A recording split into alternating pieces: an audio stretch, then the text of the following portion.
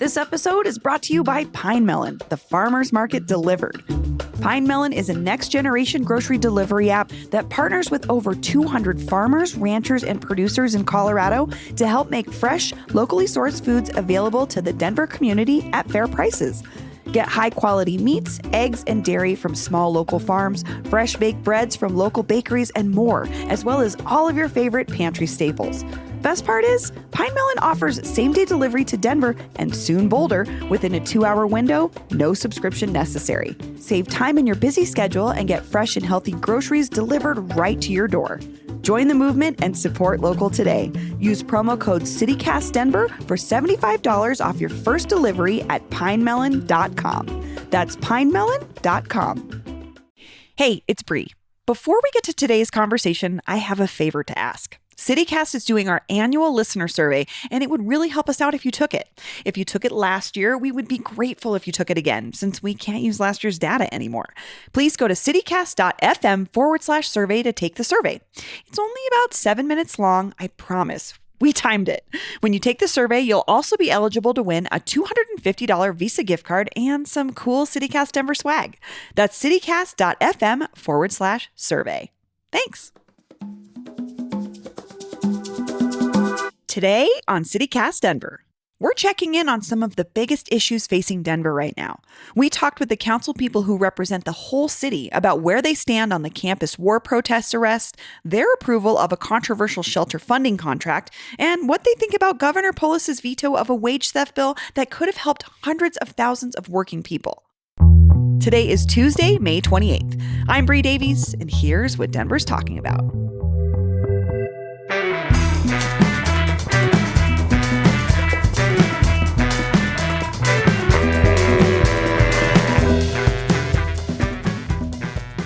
Well, Councilwomen Serena Gonzalez-Gutierrez and Sarah Parody, welcome to CityCast Denver. Thank you. We're excited. So I'd like to start with some recent news. Hundreds of people gathered on the steps of the Capitol recently to protest Governor Polis's veto of a bill that labor organizers hoped would protect workers, particularly low-wage workers, from wage theft. And the Colorado Fiscal Institute estimates that more than 400,000 people across the state experienced wage theft in 2020. What do you two think about this move from Polis? Well, this is close to my heart. I, before I ran for office, was a litigator doing a lot of wage theft cases. And so I would hear from my clients and sometimes from hundreds of people in a class action context about just the nitty gritty of how that impacts your life. It's brutal, obviously. The bill specifically had to do with the liability of general contractors who don't properly oversee the labor practices of their subcontractors. And when I tell you that that's one of the biggest ways that some sort of unscrupulous employers try to get away with exploiting workers, I just saw it in case after case, especially in contexts like construction. There's been an intentional move, we sometimes call it fishing, to use these kind of fly-by-night subcontractors and then just kind of look away from their labor practices. Like, well, it wasn't me. But it's intentional. What was in charge of their it's a structure that is intended to evade liability for the general. So the bill was right, and I was very disappointed in the veto. Yeah, I unfortunately wasn't able to make it down yesterday, and I was really, really sad because this isn't something new, I think, that we're seeing from our governor. And I know that I feel like I've been a pretty vocal critic of some of the decisions that he has made, both inside and outside of the Capitol. And, you know, having served in the legislature, I have been on the receiving end of, you know, trying to pass a bill that is incredibly important for workers and workers' rights and their ability to thrive in our state, and have been met with great opposition from the first floor, which is the governor's office. And so, like, politically, I really don't know what he's hoping to gain from this. As you can see, many people are displeased with this. And if anything, like, it's just creating more division within the party, which is something we don't need right now.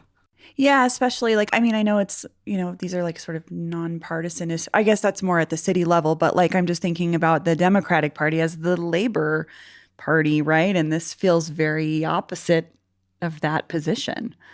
Well, okay, we'll be watching that. I mean, this was one of many bills that he vetoed this session. And I know that with a lot of things, I'm assuming something will come next session that hopefully addresses this issue again. But I also want to talk about the Auraria campus protests, because that's something that's been, I think, on everyone's mind over the last few weeks. The encampment at Auraria was shut down, or at least it dismantled a few weeks ago, and it ran for a couple of weeks. Councilwoman Parody, you recently called on the city attorney to drop charges against students who were at the Gaza protest encampment at Auraria. Why? Well, I was there when those arrests happened. I went down because I know, again, from experience from having done civil rights litigation as well, that it's extremely, seeing something with your own eyes, there's no substitute for that. And that sometimes when you're there and you kind of know what to look for, other people are more caught up in the heat of the moment. So I just wanted to make sure and go watch very carefully and then immediately, kind of write down what I had seen. So what I saw was, by the time I arrived, all of the tents had been dismantled. And that's important because the only campus policy in play, not a campus policy that I agree with, but the only campus policy in play was one saying that you can't camp, you can't erect structures on the campus. Students are allowed to gather and protest and all of that. And so by the time I got there, there were no more structures. They had taken the camp down, they had folded everything up and put it off to a corner of the quad. And you had about 40 students, faculty, and community members who were sitting very quietly, cross-legged on the grass, surrounded by a ring of Denver police who had arrived under a cooperation agreement with the campus. And essentially they began forcibly arresting the people that were sitting there quietly one by one. And what I said to the commander at the time, who, of course, it's a chain of command operation. And so unless he had gotten different instructions, he wasn't free to disregard what he had been asked to do by the campus. But what I said to him was, if the police left right now, what you would be left with was 40 people sitting in the grass. And so some of those people experienced handcuff injuries. So there's some folks that still have like nerve damage in their hands. There were trans students who were arrested who went through a really excruciating night at the jail. They were left in the, as I understand it, in kind of the intake area where there's no beds, and went through some really uncomfortable searches and things like that. So it's not, being arrested and taken to the jail is consequential. It's not an experience that you want to have. And then the idea that you're also dealing with, your finals and having to have court appearances, having to explain maybe to your parents why, you're facing criminal charges, that's just not right. And so I'm disappointed that we didn't drop the charges against those folks who were sitting on the grass immediately.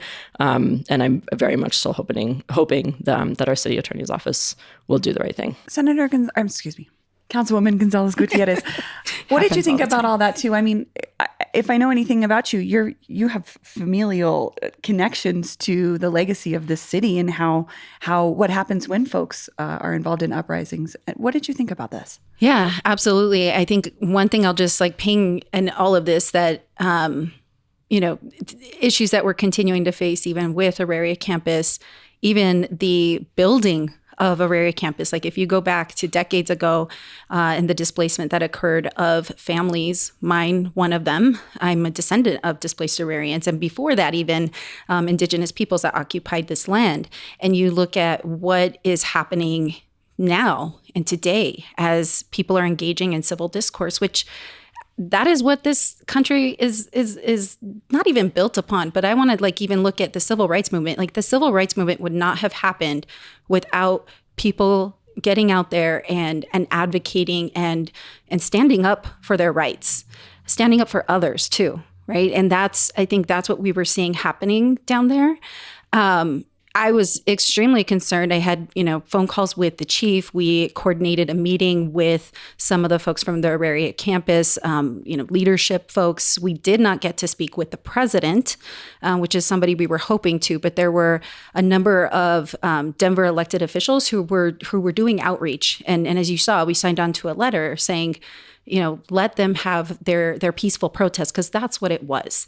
And I will just say that arresting people for trespass, utilizing this issue of trespass as a reason to arrest, as opposed to cite, right? You can give a citation for that, but at the same time, either way, what they were doing in the camping was not violating the law. It was a policy that they were in violation of, which the consequence of that is not arrest.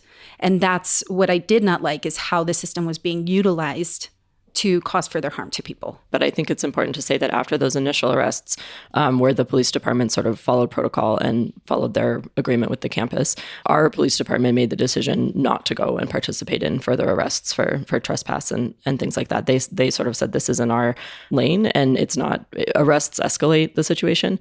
And I took that as a hopeful sign, because I think avoiding the kind of police-citizen interactions that lead to escalation and violence should be a goal of our police department. And I saw them actually taking that to heart after the first day. I mean, but it is interesting because there's this constant conversation in Denver about crime and what are the police doing? And then we see them being implemented in a thing like this where, like you both are saying, there was nothing, it was a peaceful protest. Yeah, there was no crime. So it also feels like kind of like a waste of resources almost. Mm-hmm. And I don't want to say no crime, because I wasn't there to see every single thing that happened. I'm leaving room for the idea that there may have been like skirmishes on the edges or something that I didn't see. But essentially, again, had police not arrived, there would have been like nothing to see there. Sure. But this has also been something that's happened within council chambers. I mean, there have been Gaza protesters that have come to city council meetings, and you both have said you visited the encampments. Can you both give me a sense of where this conversation on Denver's role in the war is right now? Because I think that's the question: is what is it? What is city council's role in this conversation? What is our city's role in this international issue? I think, I said this when Councilwoman Parody and Councilwoman Lewis brought the proclamation to City Council and it came to the full council body, is that, we hear a lot of people saying that, what does local government have to do with something that's happening internationally? What I go back to is that the fact that there are community members here in Denver that are both Jewish, and there are Palestinian community members, people that are being impacted right here in Denver by what is happening in another country. And I think it's still important for us to recognize that they are also in pain, and how do we utilize our voices to be able to, again, it comes back to how do we use our voices and advocate for others. And I think, Councilwoman Parody, Sarah, has a lot more probably to say about all of the specifics and details, but where I come from, it is from a place of humanity. And that is what is happening, I don't think anybody is okay with. And folks that I've talked to on, I wouldn't even say both sides of the issue. I would say people from both of these communities are really hurting, and they're watching these things play out. They're watching how it's impacting members of their families. And that's what I look at is, what is our role? And our role is to stand up for people in our community. And that's the stance that I've taken on it. Yeah, that's really well said, and I can give you a couple of examples. I want to be really clear in saying that I'm not speaking for any of my constituents specifically, but just to give examples of how it's played out for people in Denver. There are multiple families of people who remain hostage in Gaza in Denver through to today, and without saying what their positions are specifically politically, I know that they want their family members home. And my analysis of the situation is that the American government has not sufficiently brought pressure upon the Israeli government to bring those folks home. And I feel confident about that analysis, I would say. On the Palestinian side, I mean, I think it's hard to even mentally access the degree of trauma that community is going through right now. We're talking about, the university that you went to has been flattened. Mosques have been destroyed throughout Gaza, and churches. Hospitals are gone. And that whatever extended family members you have, and the Palestinian diaspora is, families track themselves through the generations and consider, degrees of cousins very close, that that people you love are hungry, and possibly living in tents. It's hard to even get your head around, quite honestly. One person that I've gotten to know through all of this is a pediatrician at CU Anschutz, Dr. Mohammed Kaziz. He's come to council many times.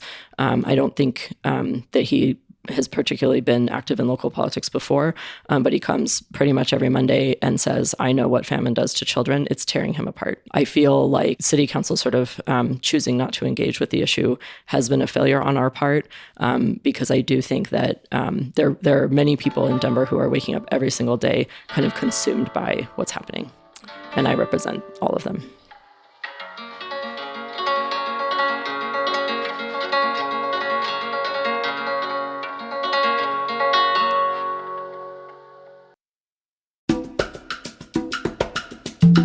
This episode is brought to you by Denver Health. Because Denver Health's nationally accredited bariatric surgery center is accepting patients now. At Denver Health, you can expect personalized attention through your entire bariatric surgery journey with one-on-one support both before and after your procedure.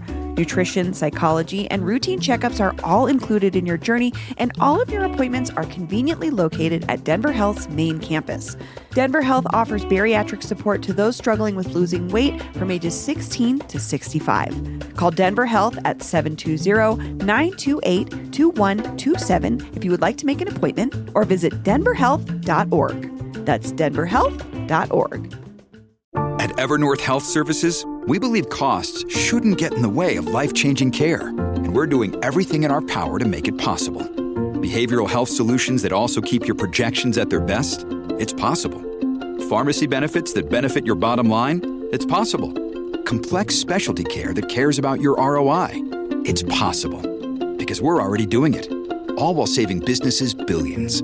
That's Wonder made possible. Learn more at evernorth.com/wonder. So let's shift back to Denver politics in particular. And I will preface this by saying I know both of you did not call for this survey personally, but there was this survey that City Council paid to be conducted about how Denverites feel about Mayor Johnston's performance as well as your own. The mayor came in with a 43% approval rating, and City Council measured even lower at 36%. What did this say to the both of you? Well, one thing about the survey, it was conducted in order to assess how people feel about our term limits. And so I'm not a statistician or a pollster, right? But as an instrument, what it was designed to get at was figuring out, like, what do people think about the potential for 3 4-year terms versus the potential for 2 4-year terms, and how do they feel about that with regard to the different people that they elect in the city. So I don't know that some of the information about how people feel on specific issues or performance, that's not what the survey was designed to get at. So I would take that with a grain of salt is one thing I would say about it. Yeah, I think it's probably been taken a little bit out of context because, we were in our charter review committee, and the survey, the polling was done specifically to talk about term limits and to Not necessarily overall performance. Right. And so they were polling questions that were to get at that particular nuance of term limits and whether or not council, mayor, auditor, and clerk and recorder should only be limited to 2 terms as opposed to 3. So 8 years instead of 12. And that's really what the purpose of the poll was. And so I found it a little bit confusing seeing some of the information that was put out there. Sure. Well, and to be more clear, because you want to know if everybody who says they only want 8-year term limits is just because they don't like the current leadership. Like, you want to understand what the motivation is behind people's preferences around terms themselves. So, but it's a little bit flipped. The other thing I would say about that, though, is that they also tried to kind of glean what issues were the most important to the people who chose to respond to that survey, which went out by text message. It's funny because I got it and I didn't fill it out because I'm like, well, I'm biased, I got it guess, too, but, and I thought it was spam. Yeah, There's a lot of people got it. that Okay. did. Yeah. Even council members. Really? Yeah, I saw it. I was like, this isn't real. About 1,500 people did complete it. And so it's important to know for those people what issues are driving them. And one of the main issues that led people to choose to respond to the survey was a view that I think certain media outlets have pushed and that I don't agree with, that Denver is sort of overspending on basic human needs, and that what we've done in pushing to get people sheltered and in refusing to sort of allow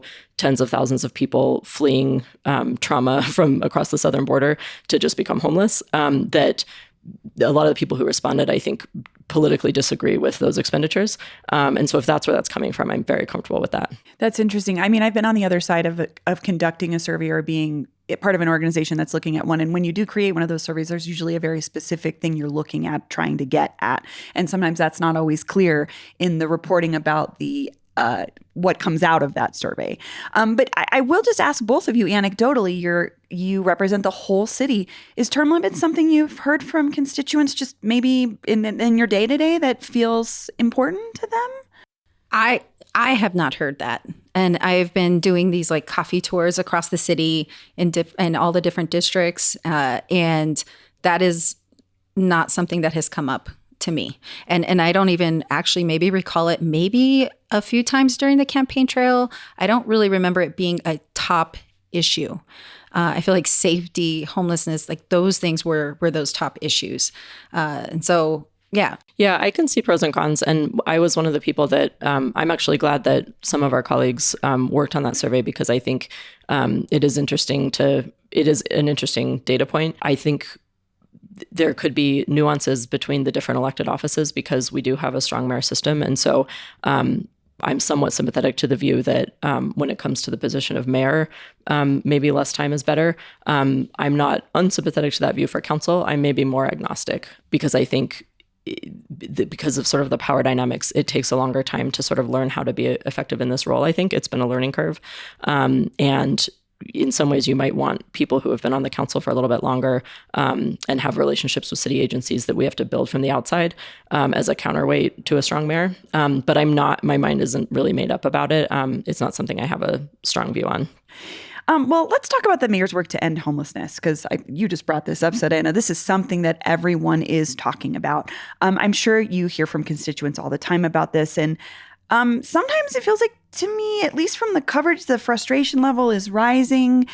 What is your sense for how the average Denverite is feeling about the homelessness crisis? Because again, you all are looking at the whole city all the time. You're not thinking, I mean, you do think about specific neighborhoods, but you're thinking about this from a sort of holistic perspective. What do you think? How's it going? Well, I think a lot of work has been done, and a lot of work really fast has been done. I do appreciate the fact that there was this really big goal, right? Is that we're going to get, and I'm glad that language has changed throughout time, that it's not the, house 1,000. And there was a lot of critique from that, right? You were not actually housing folks. We are providing shelter for them with the hope that they'll receive services and that they'll be able to transition into something more sustainable. That's where, for me, I think the ruling is still out, because we need to be able to see a year from now what is actually happening. And the one question I keep asking is, what does transition look like? And what are the supports in place for that transition? When somebody's in a micro community or they're in a shelter, one of the hotels, they're getting supports. They have case management. They have people to check in with. They're getting therapeutic services that are coming to them. What happens when they leave that setting?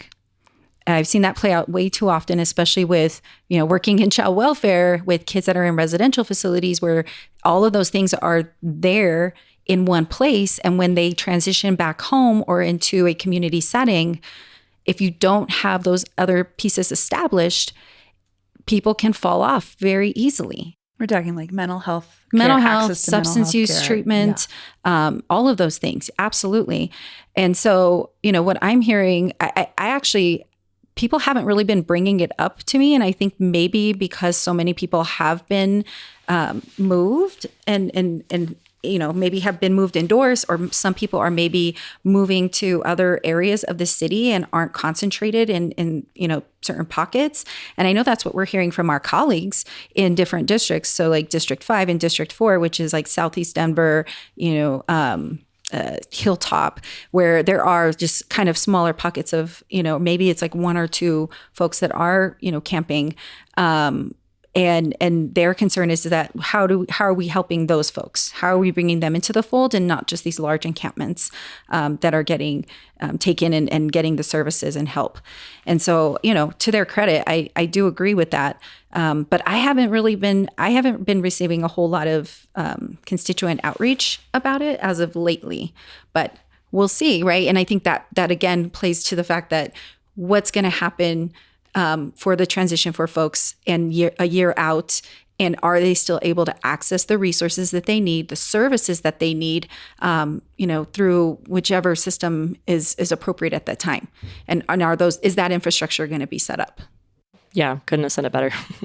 Well, and you mentioned this, though, Serena, that you worked in human services for a long time. Is there something that you would love to see the city doing in particular differently, or is there just something that's like so clear to you that feels like it's not happening when it comes to that keeping people housed or the transitional housing conversation? Well, a lot of things. I mean, one of those is making sure that the people that are working in this field that are charged with helping others are being paid well for that work. We have such a shortage every time we see a contract come across our desk from, any of the service providers, one of the questions we ask is, do you have capacity to fill this role, to fulfill this contract?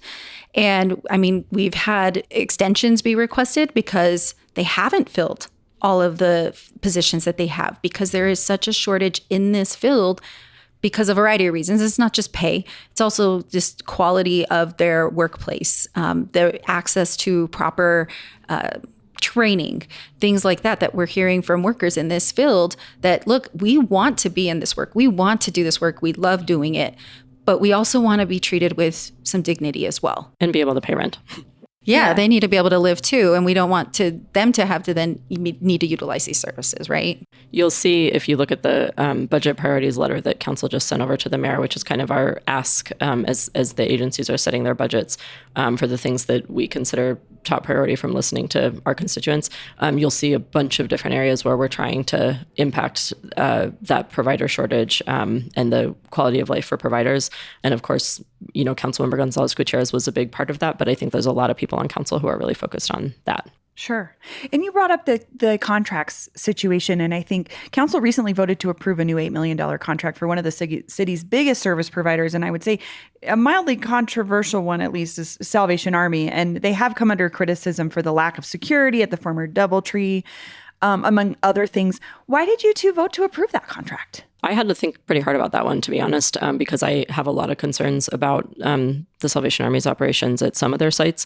What I will say is that particular site, the Embassy Suites, is a family shelter program that they've run for a long time, and it's probably their most successful city-funded site. And so it didn't seem right to me to hold up that particular contract, but I think the scrutiny is warranted. Ditto, actually, But that's a fair point, though, that they service several shelters. And so you're saying, like, why do we want to withhold resources from this one that's working really well because this other one maybe is still having trouble? So you kind of touched on this, Adana, about this like House 1000, this housing. It feels like it's hard to prioritize housing first policies over shelters and other support programs. What do you guys think about the approach just in general? Well, it's interesting because I think there's a lot of agreement among city elected leadership and agencies and everyone else that housing first is the right philosophy. And just to elucidate what that means, it means you get someone, actually it means potentially into shelter, you get a roof over their head. And then you provide them with the services that they need to resolve what brought them into an unhoused situation in the first place. And that varies tremendously by person. And so that second part is, I think, where the art is and is resource intensive. The first part is more visible. And so we did part one from July to December of last year successfully. And it was a heavy lift, and it was also it's a little more, you can envision hotels, like you can put a number on a number of rooms. You can think about getting people into those rooms. There's something more straightforward about that. It was hard, but it's sort of clear how to do that, I suppose. With the second piece, I think, to echo what my colleague said a little bit ago, this is the part that I think is harder to get right, less visible, but it's not housing first if the second part doesn't come. It can't be housing only or shelter only. Well, this has been so wonderful. Councilwoman, thank you both so much for joining me. Thank you. Absolutely. So Thank fun. you. It was fun.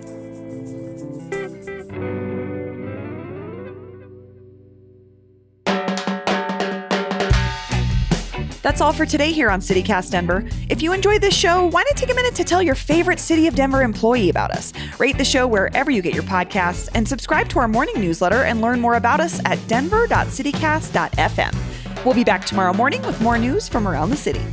See ya!